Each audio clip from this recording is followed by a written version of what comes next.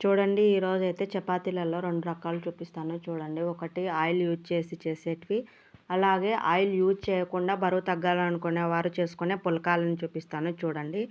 Oil చపాతీలైతే అందరికీ వస్తాయి. ఎందుకంటే ఆయిల్ వేస్తే అవే కాలుతాయి పెనం మీద. కానీ పుల్కాలకు కొన్ని చిట్కాలు యూజ్ చేయాలి. అవేంటివంటే మామూలుగా ఆశీర్వాద్ గోధుమ పిండి తీసుకోండి. లేకపోతే మీరు ఏ గోధుమ పిండి అయినా తెల్ల గోధుమ పిండి దొరుకుతుంది కదండీ మనకెళ్ళి. అదైనా సరే ఒక గంట సేపు నానబెట్టుకోండి. గంట సేపు నానబెట్టుకొని తర్వాత అందులో పిండి వేసి బాగా రౌండ్‌గా చేసుకోండి. మీకు ఎలా వస్తే అలా. పిండిని యూజ్ చేయాలి.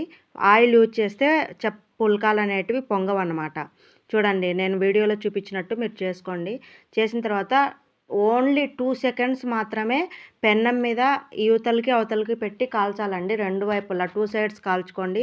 కాల్చిన తర్వాత దాన్ని వెంటనే మంట ఆన్‌లో పెట్టుకొని హై ఫ్లేమ్ మీద వెంటనే గ్యాస్ మీద పెట్టేయండి. పుల్కాలు పొంగుతూ వస్తాయి. చూడండి వీడియోలో చూపించినట్టు. ఓకేనా ఫ్రెండ్స్? ఇది బరువు తగ్గాలనుకునే వారికి బాగా యూజ్ అవుతుంది. Weight loss tip.